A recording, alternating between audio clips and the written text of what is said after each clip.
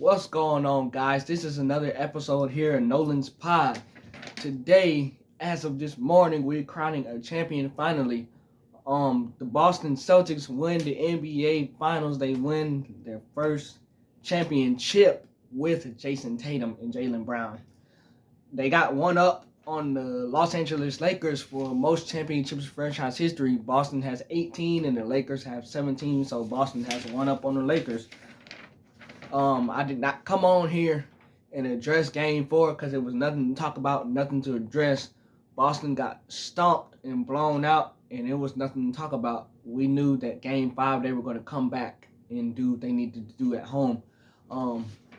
I think that Game 4 was a fluke for Boston. Boston, they should have swept Dallas, but they wanted to come back home and do it in front of their fans, which I understand. I would want to do that too. But what Boston did Game 4, they had not done the first 3 games. I just think that it was fake. They didn't want to win it in Dallas. They wanted to go home and win it. So, and it was such a blowout that it was nothing to talk about. I didn't want to come over here and wasting people's time talking about it. More importantly, Game 5 is what we're going to be talking about. First, let's get the losing team out the way. Dallas, they had a phenomenal season. They got further than what we all probably thought that they would get. Some things they need to correct, I think, is Luka, just like Joker, just like Nikola Jokic.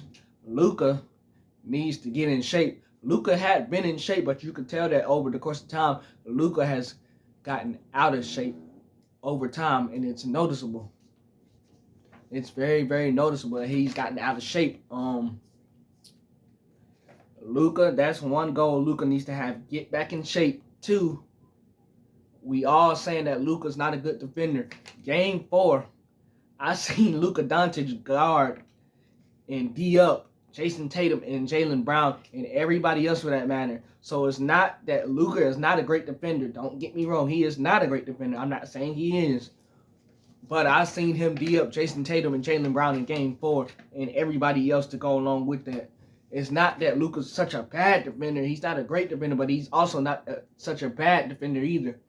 When Luka wants to play defense, he's going to play defense. I seen him do it first round against the Clippers when they played the Clippers. He played phenomenal team defense. So it's not that Luka can't do it. Luka is a player. It's like LeBron at a late stage in LeBron's career. LeBron used to play defense early in his career. In his first stint in Cleveland, LeBron played defense all the time. You know how many defensive teams LeBron has been on? All the chased out blocks LeBron has got. And now the narrative that we push at the end of LeBron's career is he didn't play defense. Go back and watch the film of LeBron's first stint in Cleveland and LeBron in Miami. LeBron now has to save his energy for the offensive end, and that's the same thing that Luka is doing. Luka has to save his energy offensively, so he doesn't use that energy on defense. But some people might say, well, Luka's young. He's not old like LeBron. Luka should be playing defense. Rightfully so. I agree with y'all. If y'all said that, I would agree with y'all on that. Luka has to use his energy offensively so he doesn't try to get after it defensively. Luka could play defense. It's just Luka doesn't want to. And if the Dallas Mavericks are going to ever win a championship, Luka's going to have to play defense. He's going to have to play some kind of... What I'm saying is you're not going to be some all-time defender, but you can play good team defense, and Luka has shown that he can play defense when he wants to. He just does not want to. The second thing for Dallas is y'all gonna have to get a 3-and-D type player.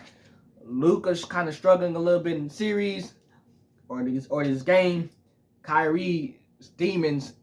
He has demons going on inside his head because the Boston fans got to him, as Kyrie admitted before this game. The Boston fans have really gotten to him in his head. So he had his demons going on. Luka's not having a great game. Neither is Kyrie. You don't have anybody else hitting shots. So the second thing for Dallas is, I think, in my opinion, Dallas needs a 3-and-D player type like Paul George, somebody, OG Anunoby, somebody 3-and-D type player, which is Paul George is way more than the 3-and-D type player, but I'm just saying off the top of my head. They need somebody like that, a third scorer and a perimeter defender other than Derrick Jones Jr. and somebody other than Josh Green, who's smaller, but who's a good defensive player, but he's smaller. They need a 3-and-D type player, somebody that can score when Kyrie's not having his best game and Luka's doing his thing, but Kyrie's not having a good game and nobody else is doing nothing. They need a third scorer and they need somebody else defensively. They have everything at the rim to protect the rim. They need another perimeter defender. They got exposed in this series. They need the third thing they need is a bench. We already know this about THJ. This has been the thing throughout his whole career. Even when he played with the Hawks, even when he played with the Knicks. He's like J.R. Smith. If he's on, he's on. If he's hot, he's hot. There's nothing you can do about it to stop it. When he's cold, he is cold. When he can't buy a shot, he cannot buy a shot. The Dallas Mavericks need to add to their bench badly. They need to add to their bench really bad. Throughout this whole series, the role players did not do nothing. Maxi Kleber, you can make the argument that he was still hurt, which he clearly was. Dante Exum, with all due respect, he's not somebody that's going to fill up the bucket. Josh Green is not somebody who's going to fill up the bucket. And you got to have somebody other than THJ, especially when THJ goes cold. So that's my 3 things for the Dallas Mavericks that was exposed in this series. PJ Washington only had 4 points in this game, 6 rebounds, 0 for 5 from 3. Derrick Jones Jr., 10 points, 4 for 8 from the field, 1 for 4 from long range. Daniel Gafford only 6 points and 3 rebounds. Again, as I said earlier in the series, Daniel Gafford, you can't only be having like 2 or 1 rebounds throughout an entire game when you're supposed to be getting a double-double daily.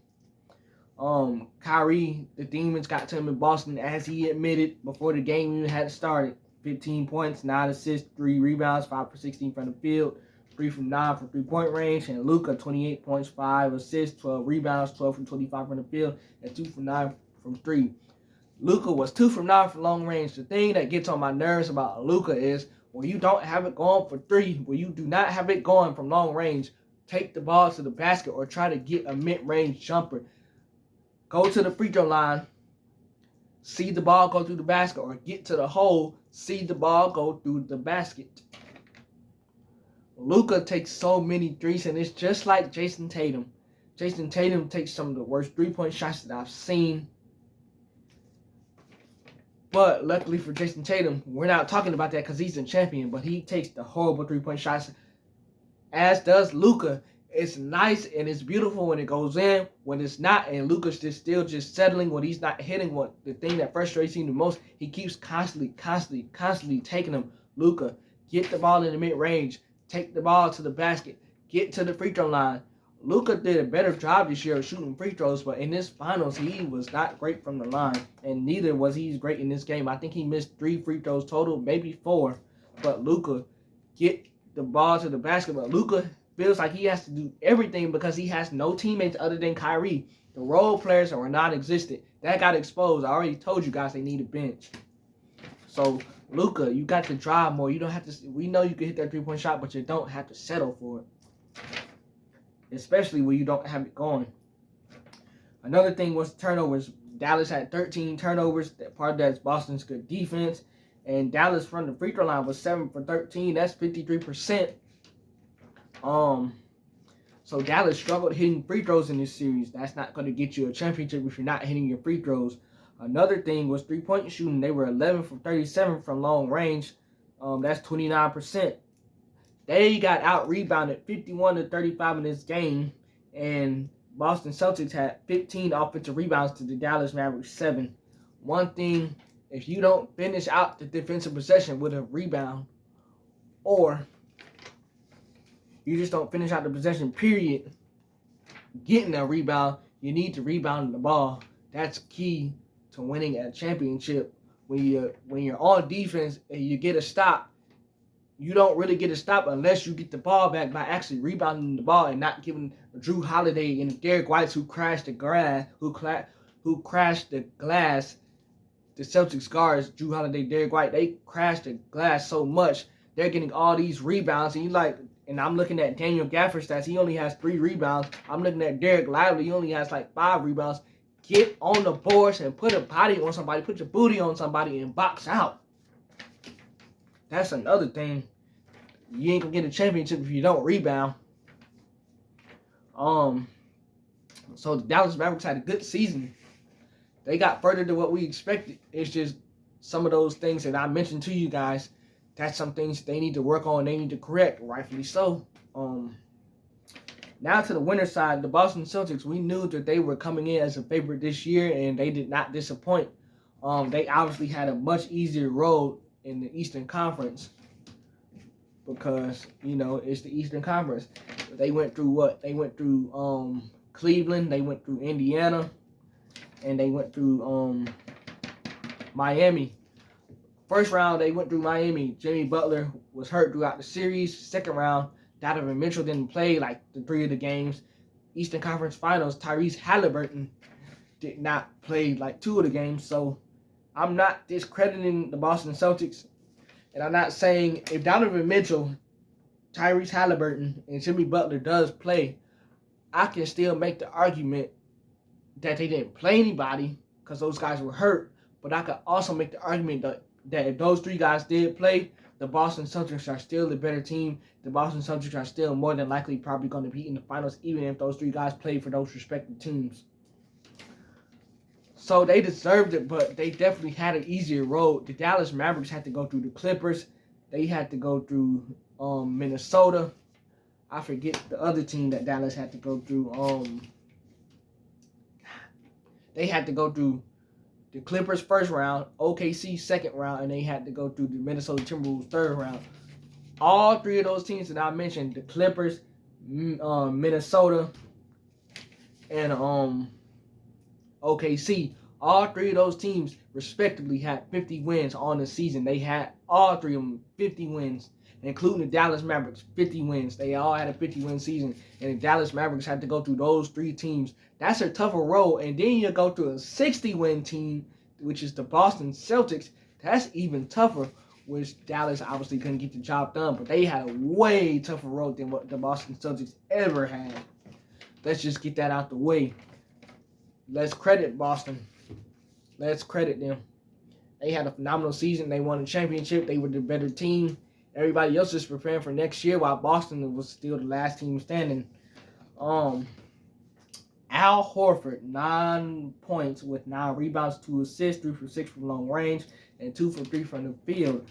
Y'all know, as a Hawks fan, that I am very, very happy for Al, because the only reason why Al is still playing right now is because he wanted to win a championship, and he had played the second most games behind Karl Malone. Al played the second most games behind Karl Malone in the playoffs without a championship.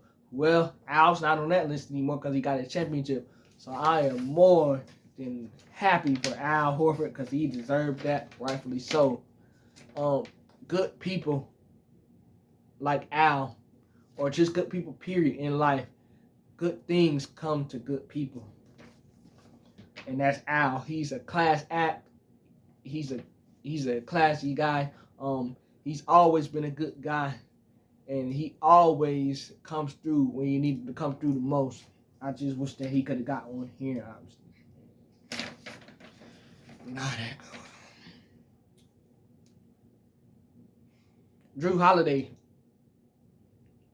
I'm looking at Drew Holiday's stats. Drew Holiday, he won a championship with Milwaukee doing the same thing. He went to his second championship doing the same thing.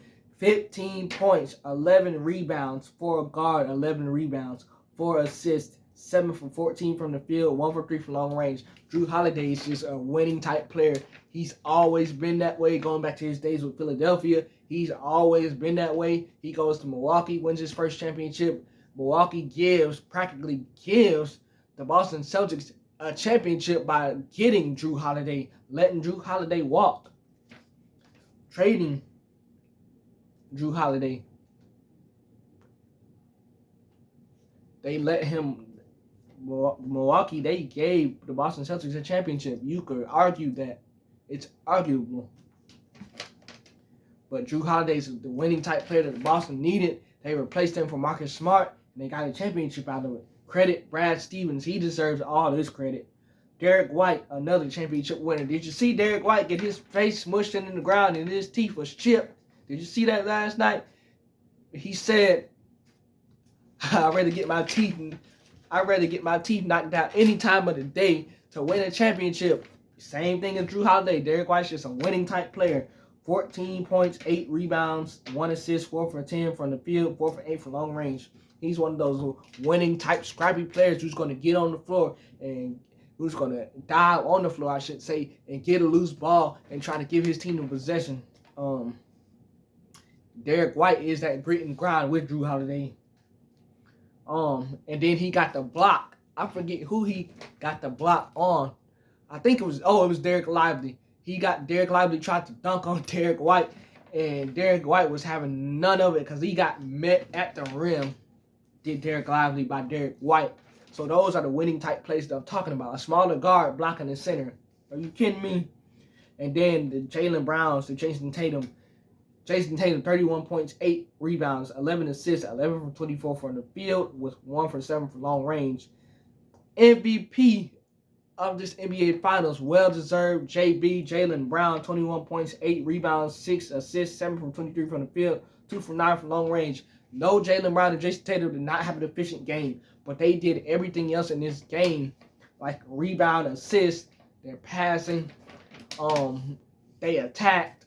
They weren't very efficient, but all in the end, it didn't matter. They have broken through and got their first championship together after a lot of people said that they need to trade one of the two. A lot of people said that Jaylen Brown was 1B to Jason Tatum. Jaylen Brown showed in this finals that he was actually really 1A throughout this whole postseason, not through just the finals.